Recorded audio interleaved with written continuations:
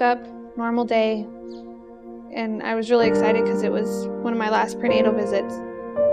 You know, the doctor said it'll be within days. I was just leaving the doctor's office, and we were struck by a drunk driver, and I lost Brady. It was really hard because someone took him from me, and it's really hard. The law says that Brady wasn't a person. Brady was 8 pounds, 2 ounces. Brady was a person. His life was worth defending.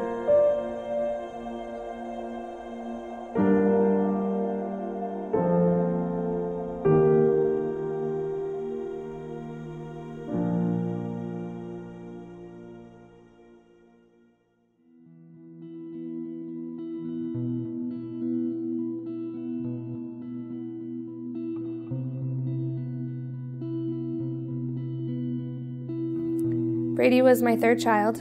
He had the personality of a happy baby. When I was pregnant with him, he would bounce all over, just move constantly. Whenever I would feel a move and my kids were around, I would grab their hand, and they would think that was the coolest thing. My daughter would the smile on her face just could melt a mom's heart. And with my son, he would, I'd put his hand there, and then he'd be like, okay, it's time for him to come out now, Mom. When do I get to see him? And then he would talk to him and tell him it was time to come out. We were ready for him, and he loved it. Both of my kids loved it. So I think that Brady had a little bit different personality than my other grandkids. Brady, I think, liked church because when we were at church, he was super active. And so there are always hands coming over to Heather's stomach because she'd grab my mom's hand, her grandma's hand, and she'd grab, my hand. And, then Heather had heartburn, and she didn't have heartburn with her other kids. And, there were, things with him that were different that she didn't have with her other kids, that she, at night, he wouldn't let her go to sleep. It's like he wanted to sit up and talk with her or something. He was just active at night, and he was just so different than her other 2 kids. I remember going to my last prenatal appointment with Brady. My son Jesse came with me. My mom came with me. We got to see everything on the ultrasound of Brady. We got to see, my son Jesse kept asking, "Where's his feet? Where's his hands? Where's this?" And he made the connection that Brady was a person just like he was, and that he was going to be a brother. I went with Heather to her OB appointment, and we got to spend 15-20 minutes looking at the ultrasound. I remember getting to see Brady. Fingers, toes, head.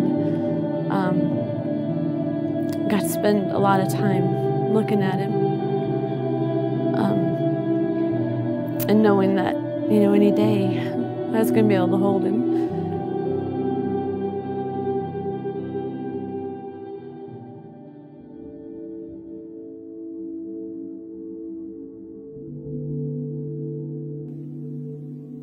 I don't remember much about the accident.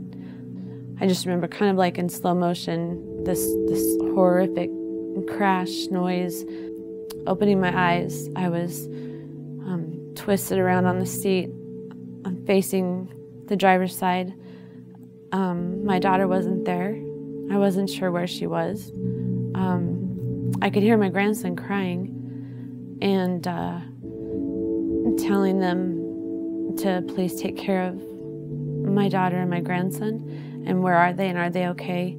And then all of a sudden I couldn't hear my grandson crying, and I asked, what's wrong, what's going on? And they said they're on their way to the hospital.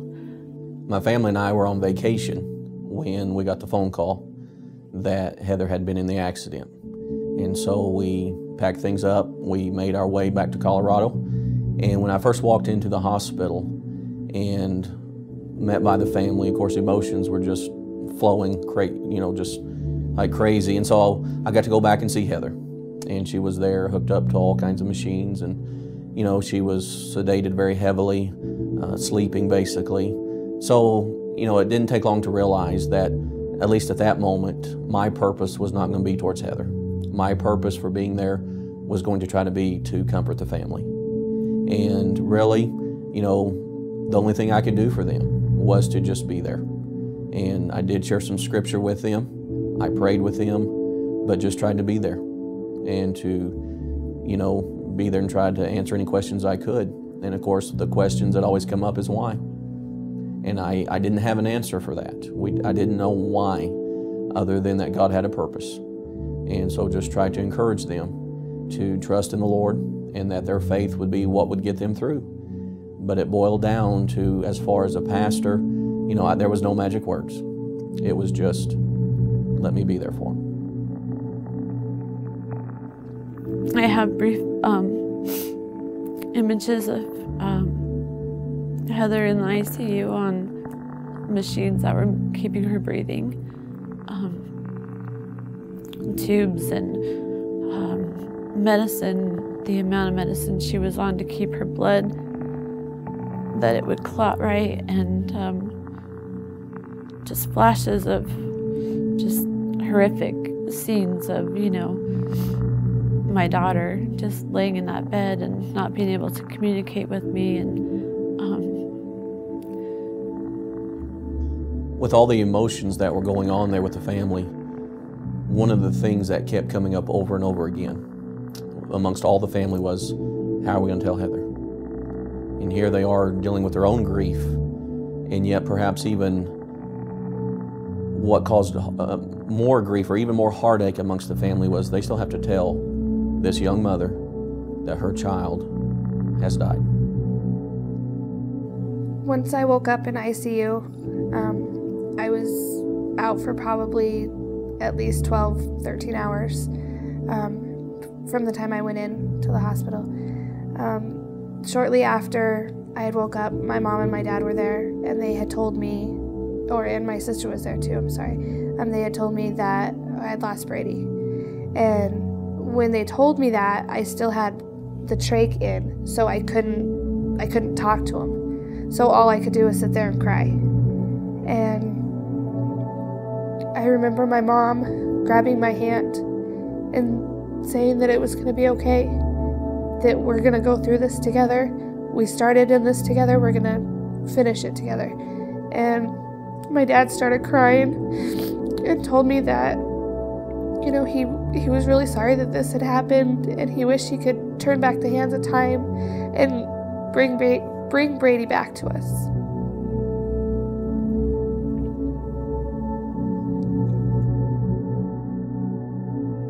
I was told that my nephew took me up the night of the accident, and that I got to kiss Brady, but I don't remember that. And that's really hard. That's something I live with every day, is knowing the last thing I remember was when he was alive in his mom's tummy. And I don't remember getting to see him after that. I don't remember getting to kiss him. I hope that's a memory I get back, because that's something I have to live with all the time. Everybody else got to see Brady, and I made the choice not to see him because I wanted to remember him the way he was. When he would kick, when he had the hiccups, even the heartburn, I wanted to remember that instead of seeing him like that, because I knew that that wasn't him anymore.